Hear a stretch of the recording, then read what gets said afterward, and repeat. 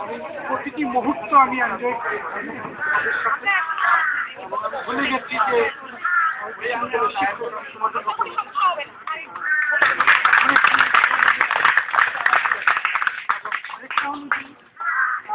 আসলে আমি নিজেকে মনে করি আমার বয়স 25 বছর। এমনি আমি মনে করি তোমরা সারা জীবন চির নবীন এবং অনেক কিছু সৃষ্টি করেছে। এই বলে আমি শেষ করছি। আমরা সবাই ভালো থাকো এবং আমাদের ভবিষ্যতে খুব ভালো দিন আসবে।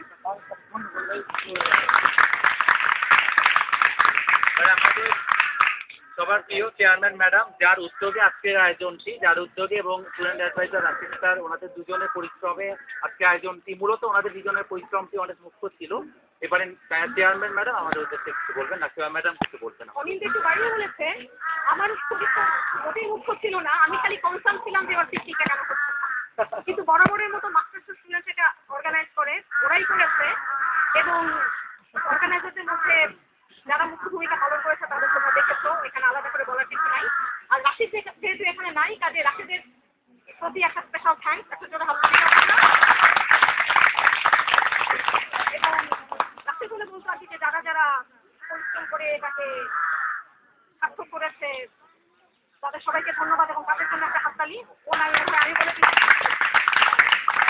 এবং তোমাদের সবাইকে ধন্যবাদ। তোমরা চেয়েছিলে পিকনিক হোক এবং এত গরম পড়ে গেছে, তারপরে তোমরা এসেছো এবং আমাকে একজন কনফার্ম করলো যে গতবারের চেয়ে নাকি এবার স্টুডেন্টদের মানে পার্টিসিপেশন একটু বেশি আর কি সংখ্যার দিক থেকে।